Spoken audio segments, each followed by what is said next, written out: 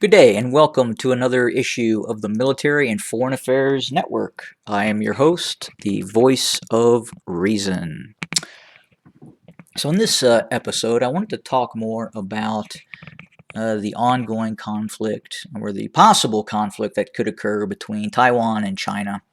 There has been a lot of rhetoric just within the last week on both sides of the coin, but really the most bellicose rhetoric is coming from China. And China is allegedly drawing red lines to the current U.S. administration, specifically about Taiwan, and that Taiwan is a part of the People's Republic of China, which obviously it is not. But for some reason, the communist Chinese believe that they possess that island, and we are seeing a tremendous amount of military activity, both in terms of military operations and military preparations that are occurring by the People's Liberation Army. Not only in terms of active military preparations, we are seeing the military industrial capacity really just cranking out important items that would be used specifically for an offensive against Taiwan. And I have talked about some of those assets that are being produced. I mean, obviously, we're looking at a third and possibly fourth aircraft carrier that will be finished by 2025. We are looking at quite literally of dozens more fleet level assets in terms of destroyers and even cruisers. So I believe they are currently constructing approximately 8 of the Type 055 cruisers. The Chinese are calling them destroyers, but they are close to the size of a Ticonderoga class warship, and are more like cruisers in terms of vertical launch cells. So, and then obviously their Air Force continues to expand with fifth generation stealth aircraft, and really kind of a strategic shift, even from what the United States uses, is the use of ballistic missiles in a conventional role. So, is Taiwan sufficiently prepared to engage the Chinese if the Chinese decide to retake the island? And Taiwan has to understand this is all or nothing.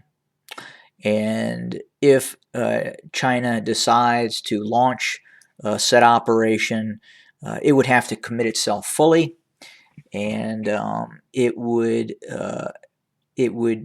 be in the regime's interest to be successful, because if the operation to take Taiwan, if it is ever launched by China, the regime that is in charge of China would probably collapse due to that lack of success. Because then what is next? And the current regime has been placing a lot of emphasis that it is going to reintegrate Taiwan either through peaceful means or military options.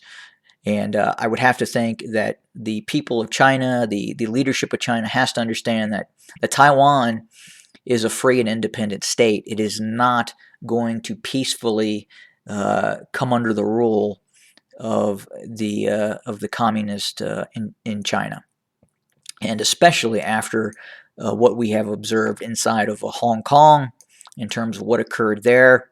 The Taiwanese have to look at that and say, well, we're just not going to do that. But at the same time, the Taiwan has to assure its defense. It has to take measures that will ensure that it can remain a free and independent state.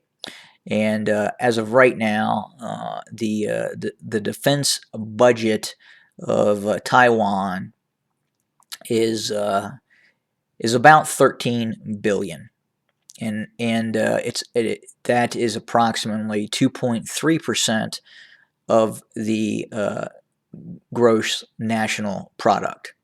Now, if we look at, for instance, Israel, who also faces rather significant threats, or have faced rather significant threats, and I don't think those same threats still exist today that the Israelis would have faced many years ago. But the Israelis, in real time, contribute about 5% of their GDP, of their gross domestic product, towards their defense requirements.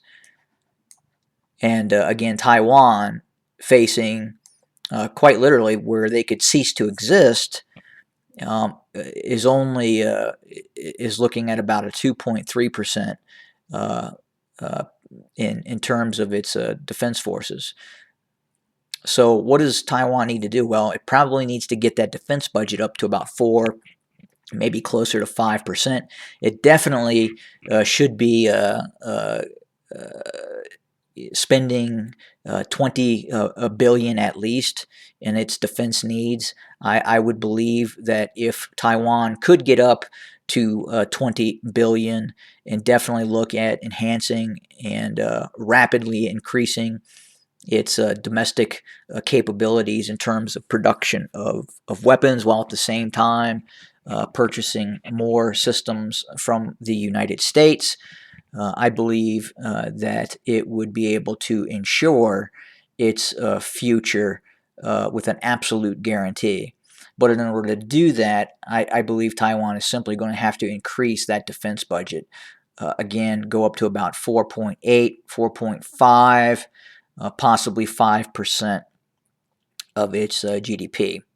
And definitely get up to about 20 billion. And you got to understand, the Taiwan economy is larger than Israel. So if Taiwan is facing a greater threat than Israel and has a greater economy than Israel, then it should certainly provide for its domestic defense as great as Israel.